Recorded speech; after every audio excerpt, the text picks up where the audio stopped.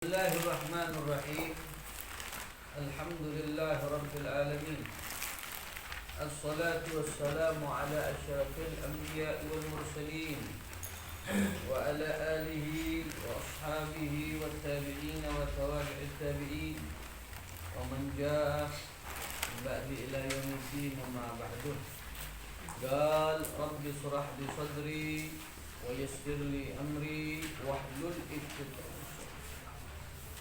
yafqahu qawli. Qala radhiyallahu anhu wa nafa'ana fi 'ulumihi fi darin amin. Amin. Di dalam kitab ini menerangkan banyak-banyak fasal, banyak bab. Pertama ya, selanjutnya kemarin faslun fi ta'zimil ilm wa ahli. Bab yang menerangkan ta'zimil ilm, hormati ilmu. Ilmu wajib dihormati. Kenapa? Karena ilmu adalah sesuatu yang dapat mengantarkan kita kepada Allah Ta'ala. Labud bitta'zim wa takrim. Santri-santri dahulu mereka mendapatkan ilmu sangat banget menghormati ilmu. Menghormati ilmu secara kasat mata bagaimana? Jadi dari saking hormatnya banyak cerita di dalam ilmu. Jadi termasuk yang baru-baru belum tahu. Jadi kalau ada ayat-ayatnya Allah Ta'ala jangan taruh di bawah. Seperti zikir harus bahkan dari hormatnya. Jadi para ulama dulu kalau jangankan sampai kitab, buku pun mereka itu ditaruh masih, kalau ada sorban ditaruh sorban di atasnya sorban baru. Kenapa? Karena menghormati di situ adalah ilmunya Allah Ta'ala. Seperti zikir juga seperti kalau belum tahu tidak apa-apa hukumnya. Tapi kalau sudah tahu, ia tidak haram. Tapi min dumnil adab, daripada salah satu adab ataupun tata krama hormatan. Jadi kita kepada manusia dianjurkan untuk menghormati, diarahkan.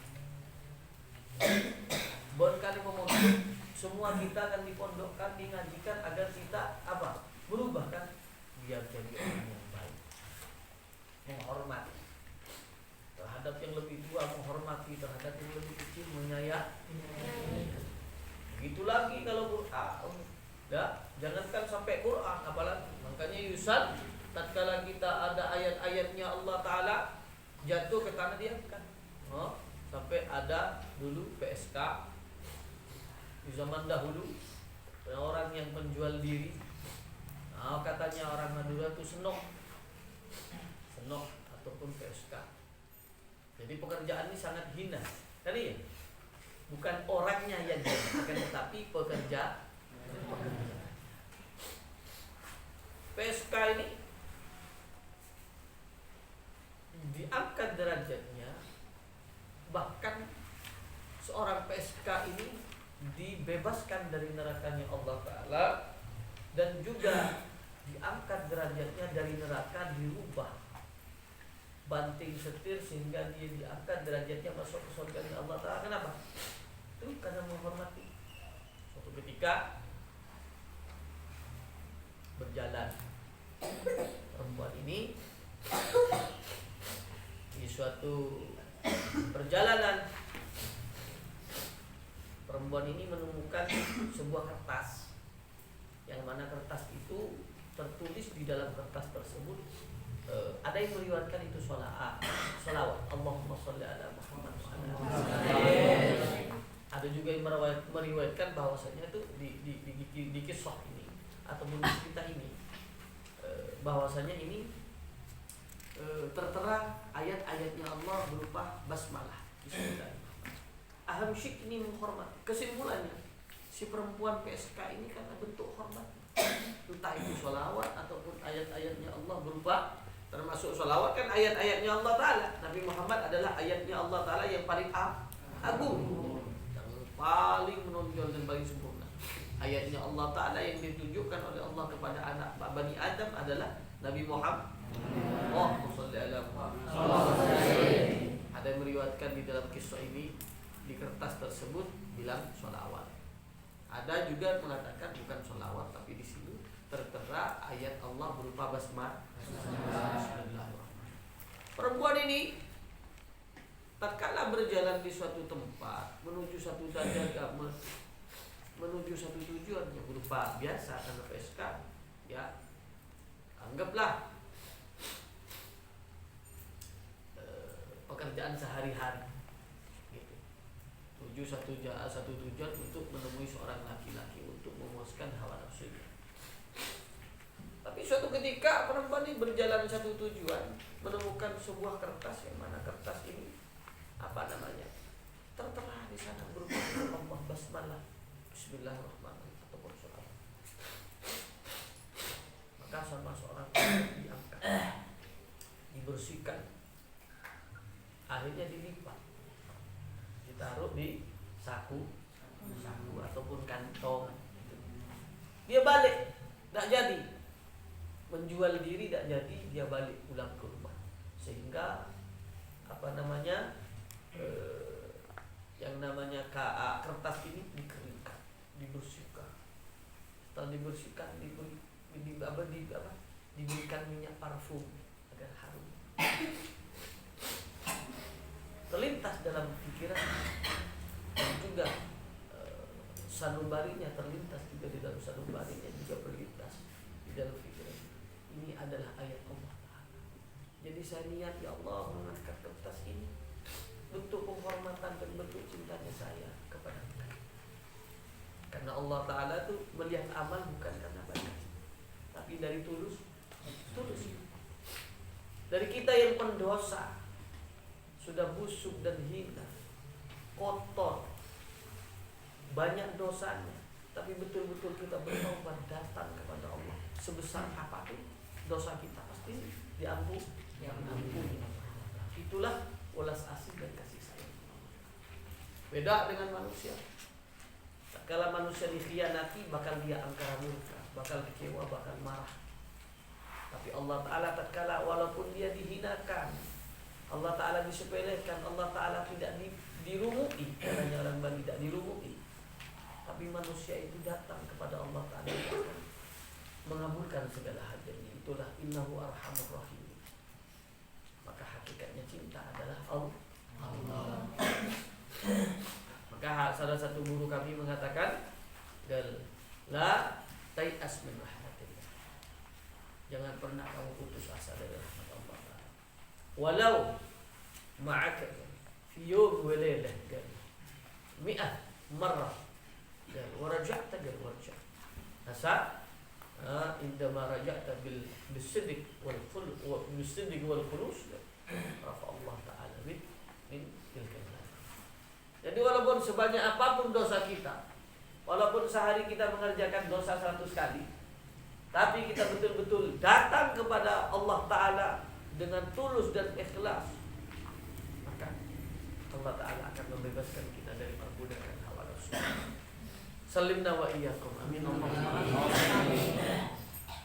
Maka perempuan ini setelah mengangkat kertas tersebut dan kembali ke rumahnya, dibersihkan, diberikan dihormati kertas ini, diangkat, dibersihkan, diberikan minyak parfum.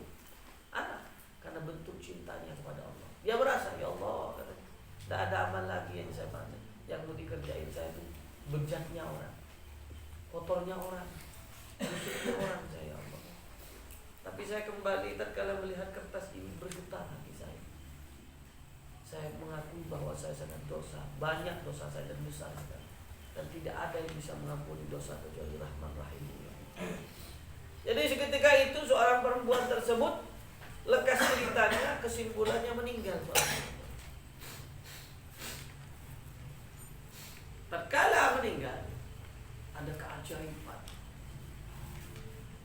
Kalau anggaplah orang penjual diri ataupun PSK, otomatis kan dia setiap harinya hanya berfungsi. Orang maksiat di mana tempatnya? Di neraka. Tapi ada keajaiban Rahman Jabbar, keajaiban Allah Ta'ala tunjukkan kepada Bani Adam bahwasanya Allah Ta'ala itu sangat ulas asih dan kasih sayang. Tunjukkan kepada Bani Adam oleh Allah Subhanahu. Bagaimana si perempuan tersebut akan masukkan ke neraka sesuai kerjaannya tiap hari, karena cuma melayani hidung belang, istilah kata cuma berzina aja kerja, zina. Tapi Allah Ta'ala memberikan keajaiban di sini. Bukan ini dijadikan dalil, tapi ini menceritakan bahwasanya begitu lebar, begitu tinggi, dan sebegitu dalam rahmatnya Allah. Yang penting kita betul-betul siddiq. Tahu siddiq kok? Betul-betul. Tidak main-main, bukan tobat sambel. Nanti Allah Rahman Rahim. Misalnya apa namanya, main perempuan, naudzubillah. Semoga kita diselamatkan oleh Allah Ta'ala. Salah satu si fulan, si B berzina sekarang, besok tambah tobat, ya Allah ampuni dosa-dosa saya. Besok lagi tobat. Sekarang tobat, besok lagi mulai cari cewek, zina lagi. Apa ditanya? Itu mau bolak-balik. Orang Allah Rahman Rahim, ya bukan kayak gitu. Artinya bagi orang yang betul-betul dia bertobat kepada Allah Ta'ala, dia akan dianugerahi sifat takut dan malu, sehingga dia tidak akan pernah mengulangi apa. Semoga kita diselamatkan dari Allah Ta'ala. Amin Allahumma amin. Lekas ceritanya, perempuan ini karena sesuai kehidupan dunia dia bermaksiat akan dijatuhkan atau akan dilempar ataupun juga akan dimasukkan ke nerakanya Allah Subhanahu wa Ta'ala. Tapi tatkala hendak untuk dilempar dan dimasukkan ke neraka, ada sebuah cahaya, yang mana cahaya ini membatasi antara malaikat dan perempuan tersebut untuk mengambilnya untuk diletakkan di neraka, untuk mengambilnya untuk dilempar ke neraka. Setiap malaikat mendekat ke perempuan ini ada cahaya, sehingga malaikat tersebut tidak bisa mendekati perempuan. Sehingga lekas ceritanya, kesimpulannya malaikat bertanya, ya Allah, kenapa saya tidak bisa deketin perempuan ini? Sesuai pekerjaannya di dunia, cuma kerjaannya kayak gitu aja, tidak ada baik-baiknya perempuan ini. Ini bejatnya orang, menjual diri, katanya mereka. Allah pun menjawab, bala ya malaikat, ya malaikat. Iya wahai malaikat, memang dia seumur hidup pekerjaannya cuma berzina. Akan tetapi dia mendapatkan rahman rahim karena dia aku ampuni. Suatu ketika dia hendak berjalan menuju kepada seorang laki-laki, menemukan kertas yang terjatuh di sana, tertera di sana berupa namaku, basmalah, bismillahirrahmanirrahim. Dia mengangkatnya, bentuk hormat, bentuk cinta kepada, dan dia juga mengakui atas kehilafan dan dosa-dosa. Dengan itulah maka saksikan wahai malaikatku, wahai malaikat, sesungguhnya aku sudah mengampuni segala dosa-dosanya. Dia di neraka secara catatan di hadapanmu, maka pindahlah ke surga dengan izinku. Sesungguhnya tidak akan pernah masuk neraka kecuali keinginanku, dan tidak akan pernah mengenyang berupa surga kecuali berupa keinginan. Saksikan wahai seorang malaikat, sesungguhnya rahmatku melebihi segala-galanya. Kullu syai'in magadan illa biqadrati wa iradati. Tidak akanlah terjadi di bumi alam ini tertakdirkan kecuali dengan keinginan dan kemauanku. Ini menceritakan, di dalam cerita ini memaknakan bukan kita yang penting kita cinta kepada Allah, hormat kepada Allah, bermaksiat terus tidak juga. Ini cuma cerita atas keistimewaan orang yang menghormati dan mencintai Allah. Min sya'airillah. Dari perkara kecil ini, orang yang sudah kasat mata masuk neraka dirubah oleh Allah Ta'ala masuk surga. Kenapa? Karena bentuk ihtiram, bentuk ta'zim, bentuk menghormati, dan juga bentuk mengagung. Si perempuan ini lihat, ya Allah, ada Bismillahirrahmanirrahim dalam kertas. Di kertas ini terjatuh di tanah. Kalau aku tidak ambil kena injak orang. Ini ada ayatnya Allah, ada namanya Allah. Diangkat sama perempuan ini, diselamatkan karena bentuk hormat dan cinta. Apalagi bagaimana kalian-kalian yang betul-betul tulus menghormati dan mencintai Allah, mengagungkan Allah, maka yang kita akan dapatkan lebih dan lebih lagi. Allahumma shalli ala Muhammad. Maka salah satu sahabat dari bentuk hormatnya kepada Al-Quran, jadi disunnahkan kalau bawa Al-Quran itu ya kitab aja jangan dibawa gini, ini diangkat, ditaruh di dada, bentuk hormat. Ini kenapa? Ini kertas, tidak ada apa-apanya. Tapi kamu harus tahu, kertas ini kalau belum ada kayak seperti ini sama kayak ini, mau diinjek, mau dikencingin, tidak masalah. Kita buat ingus, tidak masalah. Kita ludahi, tidak masalah. Tapi tatkala ini tertera berupa ada ayatnya Allah, Bismillahirrahmanirrahim, Allahumma sholli ala Muhammad, Allahu Akbar, la haula wala quwwata. Ada nama Allah, ada ayat-ayat Allah. Kita injek dosa. Loh, tadi kok tidak apa-apa? Iya, karena masih kosong. Tapi tatkala sudah tertera dan tertulis ayatnya Allah, bukan dosanya karena kertas, akan tetapi karena ada ayat-ayatnya Allah. Untuk hormat ini, dari hormatnya salah satu sahabat, dari menyatunya bentuk cinta dan hormat kepada ilmu, kepada Al-Quran, sahabat ini kalau sudah membaca Al-Quran diangkat. Di beliau kalau bawa Al-Quran ditaruh di dadanya, diangkat, didekap, dia rasakan pelukan rahmat Allah, seakan-akan dia memeluk rahmat Allah. Kenapa? Ini Quran adalah kalam Allah. Dipegang, dipeluk dengan rasa cinta. Ya Allah, aku sekarang diizinkan memeluk kalammu, memeluk ayat-ayatmu ya Allah. Maka ampunilah segala dosa-dosa. Dari salah satu sahabat, dari bentuk hormatnya kepada ilmu terhadap Al-Quran, salah satu sahabat, beliau kalau sudah begitu bawa Al-Quran dibuka langsung berderai air mata. Dia belum sempat baca, dia bilang kalam Rabbi, kalam Rabbi, kalam Rabbi, kalam Rabbi. Cium. Kalau katanya orang Madura, ekloskos. Apa? Dicium, tamak tuh. Tatkala walaupun dia mencium Al-Quran berderai air mata. Kenapa? Katanya, aku mencium, mendekat ayat-ayatnya Allah. Sampai beliau saking tingginya hormatnya, saking besar bentuk kecintaannya kepada Allah, begitu cium berderai air mata, langsung dia pingsan. Baik. Kenapa? Ceritanya dia karena menghormati. Di sanalah rahmatnya Allah bersamanya. Al-Quran ini adalah kalamnya Allah. Allahumma shalli ala Muhammad. Maka di sini diterangkan orang-orang dulu menjadi orang besar, ilmunya bermanfaat karena menghormati ilmu. Jangan dari sekarang anak-anak yang sembarangan. Lihat dulu, pesantren dulu tidak ada. Kitab-kitab di bawah selengkira saja, ditaruh di atas. Jangankan kitabnya, bukunya aja tidak berani. Kenapa? Takut seloroh canggolan. Kalau seloroh canggolan itu bahasa Indonesianya, takut tidak sopan.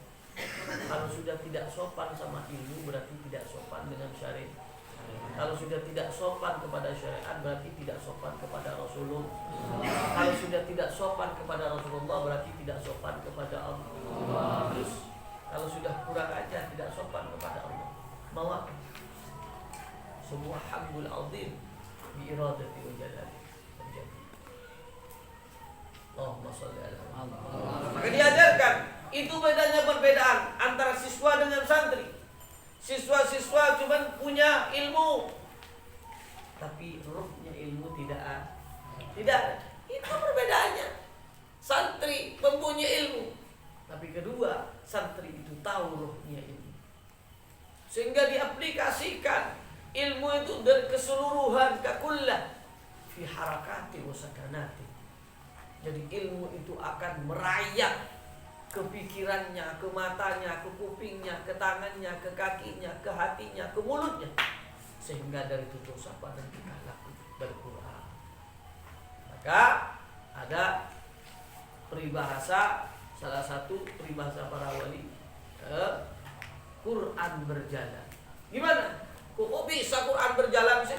Artinya ilmu hakikatnya sir Quran berjalan. Maksudnya apa? Pada satu orang yang alim, ada satu orang yang arif, yang tutur sapa tingkah lakunya betul-betul al-iktida wal ittiba kepada Rasulullah SAW.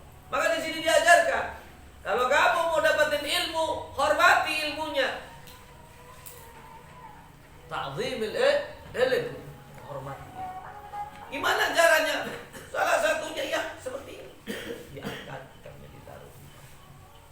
Bukunya juga jangan ditaruh sembarangan. Jangan hormati, ini kertas kamu beli, tapi tatkala kamu tulis faedah itu ada ilmu syariatnya Allah. Hormati syariat Allah Ta'ala agar kamu biar dapat ilmu syariat. Yang kedua, termasuk adabnya tatkala kita belajar mengajar, fokus. Kita dengarkan guru kita berbicara, jangan tolak-tolak.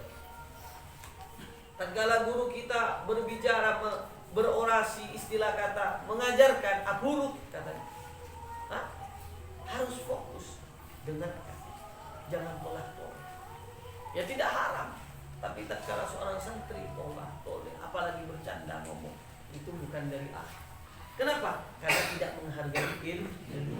Tatkala sudah ilmu tidak dihargai, maka tidak akan bermanfaat. Tatkala seseorang sudah ilmunya tidak bermanfaat, walaupun orang tersebut alim di dalam ilmunya, tapi tidak mempunyai rohnya ilmu, maka bak seperti sepeda motor punya, tapi tidak bisa dimanfaat. Manfaatnya motor apa? Agar kita bisa menumpang, menaiki kemana keinginan kita tersampaikan. Dengan motor misalnya. Sekarang apa? Mau pulang ke Bali misalnya, mau pengajian ke Bali. Kalau tidak ada kendaraan, mau nyampe, tak punya motor, tak punya mobil, bis, apa bukan kendaraan? Ya, kalau tidak punya, tidak sampai. Begitupun juga walaupun punya motor, punya mobil, tapi mogok, tak bisa dijalan. Buat apa? Buat pajangan. Manfaatnya motor apa? Agar kita kalau mau kemana-mana, motor itu dapat nganteri di, istilah kata, bermanfaat kepada kita. Orang yang mempunyai ilmu, ya, orang yang mempunyai ilmu, bermanfaat ilmunya, bak seperti punya motor, bak seperti diistilahkan atau diperumpamakan, bak seperti orang yang mempunyai motor, motornya sehat, bisa mengantarkan dia kemana-mana sampai ke tujuan yang dia ingin. Karena motor visi misinya bukan visi bajang, tapi manfaatnya. Begitupun juga ilmu. Ilmu tatkala bermanfaat, dia akan mampu mengantarkan orang yang menjadi orang yang lebih baik lagi. Punya motor tapi mogok, buat apa? Jadi pajang aja. Orang yang mempunyai ilmu juga bisa alim, pintar, tapi tetap aja malah tambah buruk. Artinya itu punya motor tapi mogok. Sedangkan manfaatnya motor adalah kita ambil manfaatnya tatkala kita mau kemana, dengan motor itu kita sampai. Itu manfaatnya. Itu manfaatnya motor. Ilmu juga seperti itu, manfaatnya dengan ilmu agar kita dekat kepada Allah. Kadang-kala orang punya ilmu malah tambah jauh kepada Allah Ta'ala. Sesuai kemarin Abah bilang, paparin, alim dia, tafsir pintar, hadis pintar, ilmu alat pintar, semua mampu dia. Tapi tutur sapa dan tingkah lakunya malah tambah bobrok, mulutnya tambah kotor, matanya tambah kotor, kupingnya tambah kotor, tambah jauh. Ini apa alim? Iya. Manfaat ilmunya enggak manfaat. Kenapa? Karena manfaatnya ilmu itu merubah orang menjadi orang yang lebih baik. Oh bisa ini? Iya bisa. Coba motor. Motor kan kalau hidup, kalau sehat bisa kita manfaat. Kita mau ke situ bondo, motor nyampe. Tujuan mana situ bondo? Tapi kalau motornya mogok, ya dah bisa. Cuman bilang punya motor ya. Di mana? Di rumah dipajang. Kenapa? Orang mogok dan bisa dipakai. Itu pun juga orang ilmu yang dikatakan ilmunya bermanfaat dan barakah apabila ilmunya ini bisa tersalurkan dengan menyalurkan tersebut kepribadiannya menjadi orang yang lebih baik lagi. Nah, kembali yang kemarin-kemarin sudah tak paparkan bolak-balik. Cara berbahasanya berubah dengan ilmu, cara pola pikirnya berubah dengan ilmu, cara menggunakan kuping mendengarkan berubah dengan ilmu. Gimana kayaknya itu apa seperti itu? Dulu matanya suka plak-plok, artinya gimana? Tolak-tolek, mandang yang bukan-bukan. Tapi tak kala dia punya ilmu, manfaat ilmunya dia takut. Ya Allah, mau lihat sesuatu yang tidak manfaat, apalagi yang dosa, takut. Tidak digunakan kecuali yang mendapatkan rahmat Allah. Ini Allahumma ja'alna minhum. Amin. Diajarkan agar motor itu bermanfaat, bukan untuk dijadikan pajangan. Maka motor itu harus seger, harus sehat, sehingga manfaatnya dari motor kita bisa dapatkan. Kalau kita mau kemana bisa sampai dengan motor tersebut. Begitupun juga ilmu, agar ilmu itu bermanfaat dan juga berkah. Dan kapan yang dikatakan manfaat dan berkah? Apabila mampu memotivasi orang yang mempunyai ilmu itu menjadi orang yang lebih baik lah. Ada orang pinter, oh ini pinter, abang tukang ceramah, tukang ngajar misalnya, tapi kok omongannya tambah bobrok, mulutnya tambah serem, matanya tambah nakutin, kupingnya tambah jorok, tingkah lakunya tambah jelek. Ya ini ilmu punya, bermanfaat tak manfaat. Kayak motor tadi ditanya, punya motor enggak? Punya. Bisa dipakai? Enggak bisa. Kenapa? Mogok, rusak gitu. Sedangkan manfaatnya motor bukan untuk dipakai, untuk dipakai agar dengan kita memakai itu sampai ke tujuan kita. Kalau sudah dipajang, tidak bisa dipakai, apa manfaatnya? Tidak ada manfaat. Tatkala kita mau ilmu yang bermanfaat dan barakah, ya harus ilmu seperti apa? Yang kriteria yang bermanfaat dan barakah.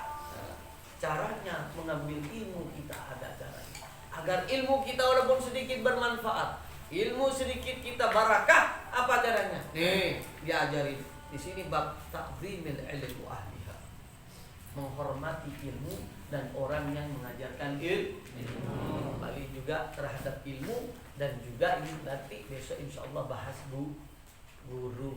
Siapa? Ta'zimul ilmu ahliha, menghormati ilmu dan orang wa ahluha dan keluarganya. Artinya ilmu dan orang yang artinya kepada guru Kak akan besok insyaallah akan dipaparkan, diceritakan keistimewaan tatkala seorang santri mampu menghormati ilmu dan juga menghormati yang mengajarkan ilmu, yaitu guru kita. Itu manfaatnya akan diceritakan. Tapi tatkala seorang tersebut tidak menghormati ilmu yang dia pelajari, apalagi tidak menghormati seorang guru yang mengajarkan, dampak negatifnya apa yang akan didapatkan? Insyaallah besok kita akan lanjutkan. Semoga ada manfaatnya, barakah. Semoga kita dijadikan orang-orang yang mencari ilmu dan juga mampu mendapatkan ilmu yang barakah. Amin Allahumma amin. Ana wa iyyakum intifa'u istimak sana wa iyyakum tahsin atau da'wana alhamdulillah rabbil alamin. Surah Al-Fatihah.